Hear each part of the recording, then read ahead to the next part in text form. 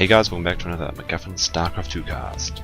And tonight, in the red, we have the one and only Slayer's Boxer, the Emperor of Broodwar, versus the newcomer to the scene, just getting wins everywhere, Leenock, the Leenocktopus. Of course, he is playing on the Timber account, but he doesn't have a North American account, I believe. So of course they have spawned on Xel'Naga Caverns, Boxer in the bottom left, Leenock in the top. Some very prominent players. Of course, Slayer's Boxer was from Broodwar. He was a very popular Terran, and he's still very popular today, although he hasn't posted that many results. Although fortunate to see that he has gotten to Code S, which is starting in about 24 hours my time. That's going to be a lot of fun to watch. He should be on first day, I believe. I believe Leenock is also in Code S. Of course, he did win MLG Providence. And looks like we have Slayer's Boxer's SCV. He has opted to put his supply depot in his mineral line, which would suggest he's not going to wall in. And ooh, we have a Macarax going down in the Xel'Naga Watchtower. And I don't quite agree with this move by Slayer's Boxer. Of course, this is in range of the Xel'Naga Watchtower. I feel like if you put it here, or perhaps here, it would be better. Although Leenock's drone is in the base, so he will know that something is up because he cannot spot any barracks. So he'll know there's a proxy up, I guess. So in that respect, I guess Leenock's going to know there's a proxy, so he may as well put it somewhere he knows. And as soon as he taps his watchtower, he's going to know. Leenock has opted for the hatch first, which puts him in a bit of a bad spot, really. Looks like his drone is going back in to try and check. Maybe he thinks that Boxer's up to shenanigans. Of course, Slayer's Boxer was very popular in Broodwar with his very aggressive attacks. Of course, his bunker rushes versus yellow, very famous strategy from him. We do have Leenock's spawning pool going down now, and the orbital command is going up for Slayer's Boxer. First Marines are now starting to come out, and he is now starting his wall off. And this is a bit of a weird move. I'm wondering why Slayer's Boxer did this actually, because he hasn't started a second barracks, and usually when you're doing some very heavy barracks aggression, you go for 2 racks, and it looks like he's opted for 1, so maybe he's just trying to make Leenock panic and get him on tilt. And it looks like he is going to be putting down a bunker, although of course Leenock's going to take that out. It looks like the drone's going to kill that before the Marine even gets there. That's not really going to work for Boxer, and I think he's going to have to be forced to lift up his barracks and go back to base.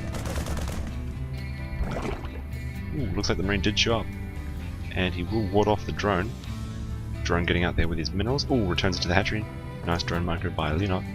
He is opting for no gas at the moment, which is a bit bold, considering he's defending what was a possible cheese. He didn't know whether if there was a second barracks, it could be one hidden. Of course, he did not tap the second watchtower.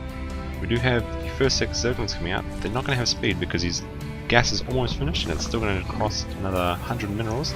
He is now finishing his wall with his double barracks, and he is expanding out of this. And yep, he is lifting up that barracks, and he's heading back to base. Looks like the Marine's going to catch these Zerglings off guard, and he has to run away. Of course, non-speed Zerglings not very good against Marines, especially with Boxer's control. He usually uses a lot of Marine pressure, and some very interesting tactics. The wall is up, and these Zerglings don't want to get trapped in here. Of course, it's the death zone if these Marines come in from behind. Leenock has starting to get his gas at his natural. He's already got his first gas up. Relatively even supplies. Of course, Leenock has secured his natural, and Boxer's just now finishing his command center, which I did into an order command first before. Ooh, and Timber almost loses his Overlord in the middle of the Xel'Naga Caverns. Of course, there is a bit of a sweet spot where the Overlords are safe, and you can also see Marines going up this way, so it's a very good thing to know for a Zerg player. Of course, you've got to be a bit careful, because if it's too close, you could lose that just from being careless. Boxer is now up for 3 racks, and he is getting a tech lab for his stem and combat shields, I would imagine. Leenock up to just under 30 drones, Boxer about 5 behind, and Leenock is getting up a Baneling Nest, and that would explain his second gas, as he is not opting for layer at the moment. Boxer continuing to be very active with his Marines, which is great to see. He's not just giving up, and ooh, looks like he might snap an Overlord kill. And this Overlord has no chance of escaping. Of course, his Marines will kill it, and it's going to explode into a million pieces, and won't be able to warn anyone else of the Marines. Zerglings continuing to scout up the ramp to see what they've can possibly scout. And oh, it looks like he's gonna run into these marines, and he's gonna lose all his zerglings if he's not careful. Loses about half his zerglings in that engagement. Fox are losing nothing. And now Leenock is pumping out 12 additional zerglings. His metabolic boost is almost finished. And that's going to make it a bit difficult for Boxer. He's going to have to be careful. He hasn't got stim yet. He's getting combat shields first.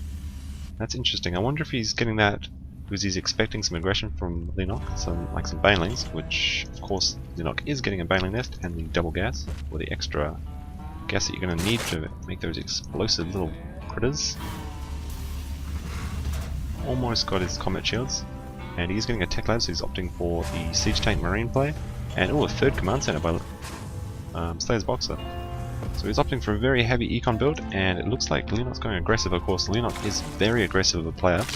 Very reminiscent of July Zerg in my opinion, although Leenock uses some different tactics, like a lot of Infestor play. Morphing quite a few banelings. It's 19 banelings, and without Siege Tech is still another 70 seconds away, and this is the engagement. Here it comes. He's going to go run to the bunker, and he kills everything. And now he's going to be able to. Box is in such trouble. He's going to have to run his marines around. Banelings continues. It looks like there's 4 banelings left. Potentially can finish off Boxer in this engagement right here, right now. So cancels that. He's going to be forced to lift off these and cancel this one. Boxer sending his SCVs to safe zone in the corner of the map. He just wants them to survive even if he loses this game. And Leenock is now up about 30 supply, and he's taking out the extra supply depot. And that's going to make it even more hard for Boxer. And he is getting up a... Oh, he's going to go straight into the barracks, and he could potentially kill this in all one shot. And there it goes, and now the door is open, and he's inside the base, and he's going to lose all his marines. And I think this is going to be it for Slayer's Boxer. The Zerglings are coming in, and they are taking out SCVs. Leenock shooting up in workers killed. And this is going to be all of Boxer's SCVs. He's going to have no way to come back from this. And Slayer's Boxer GG's, and well done to Leenock. Of course, these players will be in GSL 2011 Code S, so hope you guys watch it. I know I will be, and thanks for watching, and see you next time.